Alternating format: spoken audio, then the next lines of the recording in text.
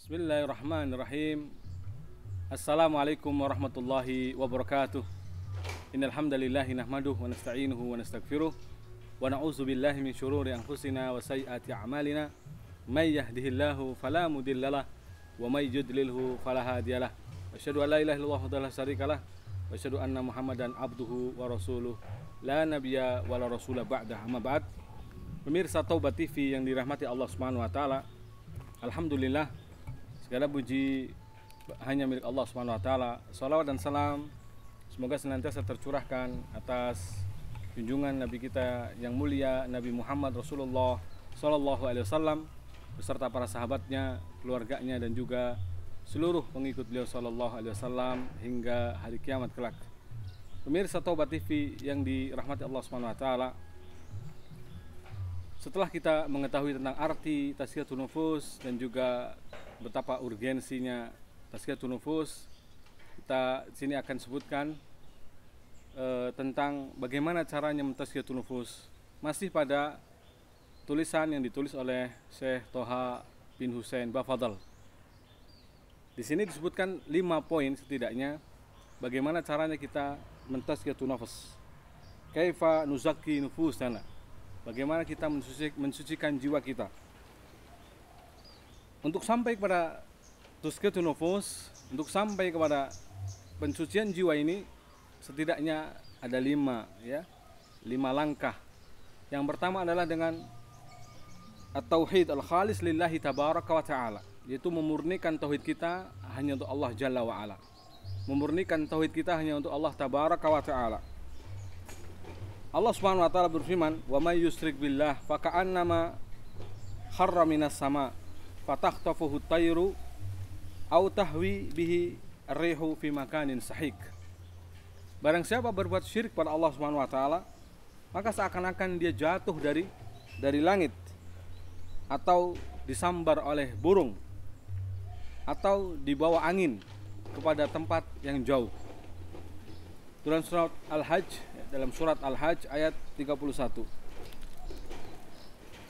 Sehingga hakikatnya orang-orang yang menyekutukan Allah, tidak memurnikan tauhidnya untuk Allah Subhanahu wa taala, adalah orang yang diombang-ambingkan kemana angin bertiup. Diombang-ambingkan oleh syaitan, diombang-ambingkan oleh hawa nafsunya kemana angin bertiup. Maka keselamatan dan keberuntungan bagi orang yang mensucikan jiwanya yaitu dengan cara memurnikan tauhidnya hanya kepada Allah Subhanahu wa taala, tidak dengan yang lainnya. Karena kita pun diperintahkan untuk mentauhidkan Allah Subhanahu wa taala. Para nabi dan para rasul ditugasi oleh Allah untuk menyampaikan dakwah tauhid ini. Bahkan pada setiap umat dan rasul, pada setiap umat kecuali ada rasul yang diutus untuk menyampaikan dakwah tauhid ini. Walaqad ba'atsna fi kulli ummati rasula an i'budullaha wajtanibut taghut. Sungguh pada setiap umat telah kami utus seorang rasul agar mereka menyerukan pada umatnya, sembahlah Allah saja dan jauhilah taghut. Dan Allah Subhanahu wa taala juga mengingatkan, wa'budullaha wa la tusyriku bihi syai'a. Sembahlah Allah dan janganlah engkau persekutukan dengan sesuatu apapun. Maka inilah untuk memurnikan dan membersihkan dari kotoran-kotoran yang menempel pada jiwa kita adalah dengan cara tauhid. Karena kotoran yang paling berkerak, ibarat kata, kotoran yang paling kotor yang menempel pada jiwa kita adalah kotoran syirik. Maka segala belenggu penghambaan kepada selain Allah itulah yang sebenarnya kadang membuat jiwa kita ini atau hati kita ini sehingga sebenarnya lemah, ya, karena masih pada atau ketergantungan maksudnya kepada selain Allah Subhanahu wa taala. Bergantung pada makhluk, kecintaan yang berlebihan kepada makhluk, itu semua menjadikan jiwa kita tidak tenang. Orang yang berzikir mengingat Allah pasti tenang, tapi yang berzikir atau mengingat selain Allah pasti tidak tenang. Oleh karena seorang salaf mengatakan, zikrullah syifaun wa zikrun nas daun. Mengingat Allah Subhanahu wa taala itu penawar bagi dada kita ini, penawar bagi penyakit yang ada di dalam dada kita ini. Tapi sementara mengingat manusia, daun, justru adalah penyakit. Semakin orang mengingat manusia, cobalah kalau ada orang terlalu rindu dengan keluarganya saja, dengan kerinduan yang berlebihan, ya, tentu rindu boleh-boleh saja untuk rindu kepada keluarganya, apalagi sah, pernikahan yang sah, kepada anaknya, sah-sah saja.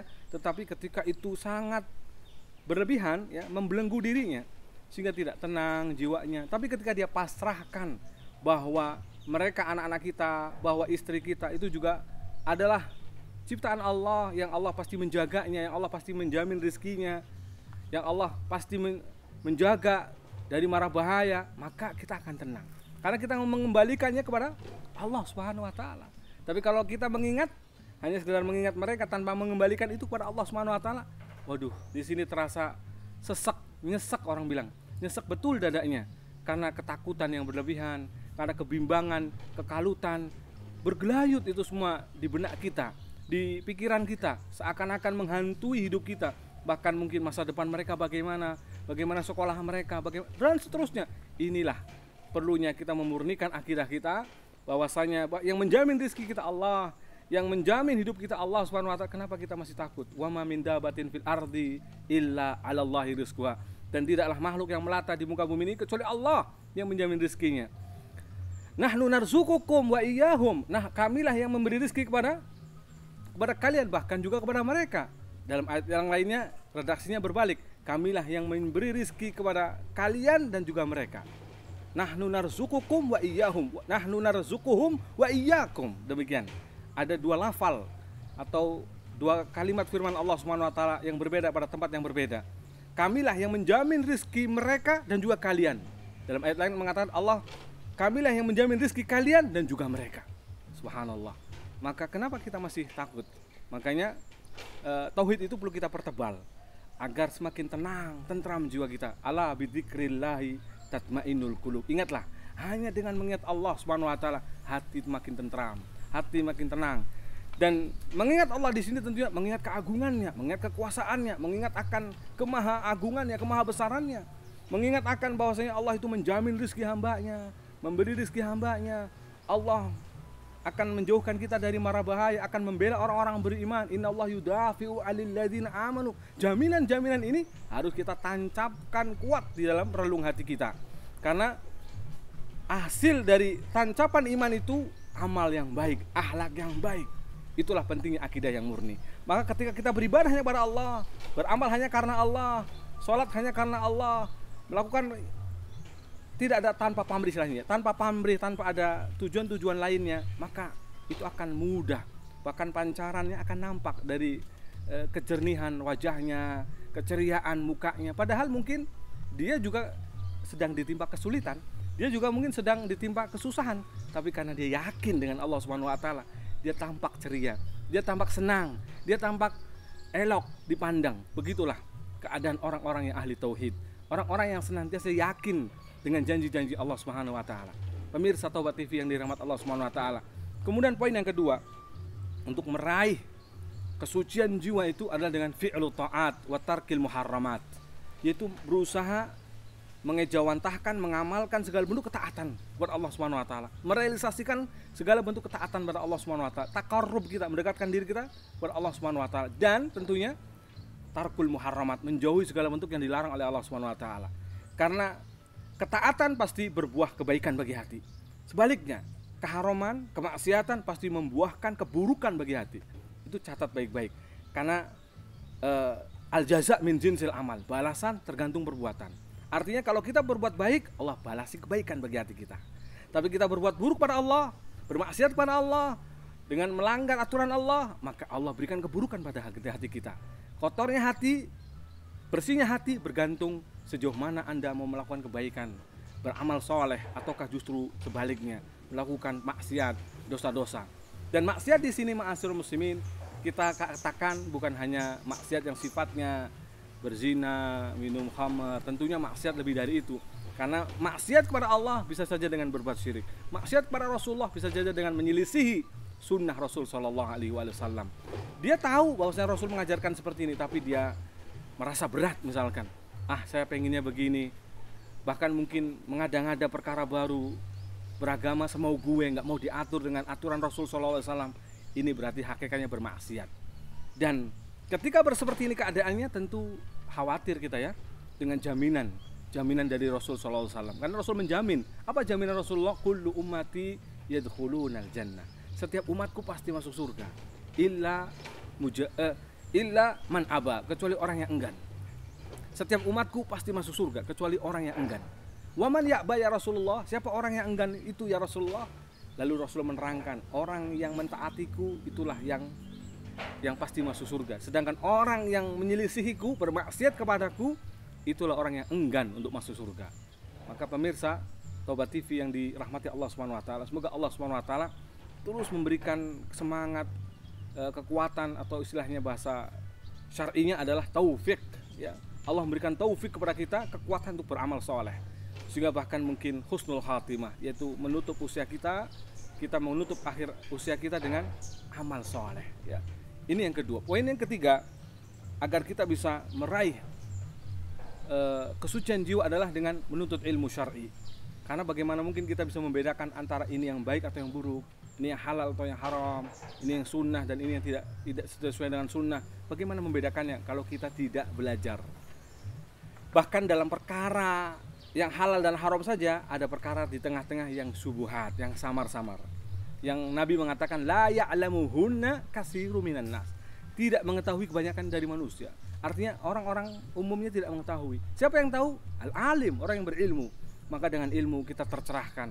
Dengan ilmu Allah mengangkat derajat. Dengan ilmu kita semakin bersih jiwa ini. Karena apa? Karena kita menjauhi segala yang haram, menjauhi yang dilarang oleh Allah SWT, bahkan yang mengotori jiwa ini kita jauhi.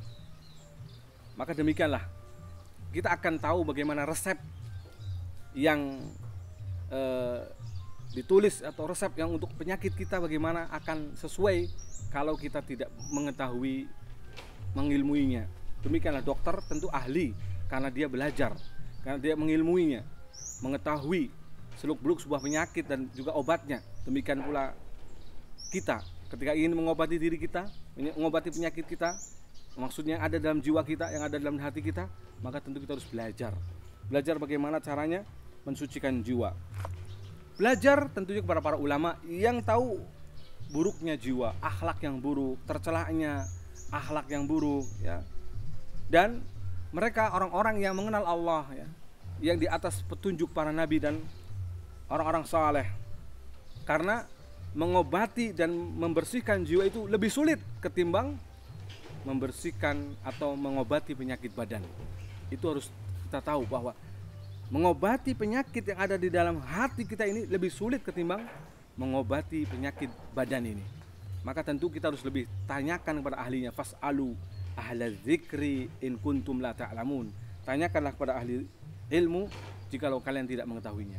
Kemudian poin yang keempat, muhasabatuha, yaitu berusaha terus muhasabah. Artinya dilihat kembali, kita beramal ikhlas atau tidak.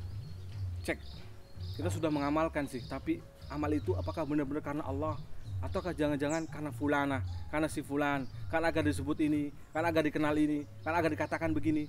Nah, itu harus selalu dicek. Apakah benar-benar kita beramal karena Allah, menuntut ilmu karena Allah, ataukah tidak? Maka ini selalu muhasabah, selalu dihitung-hitung.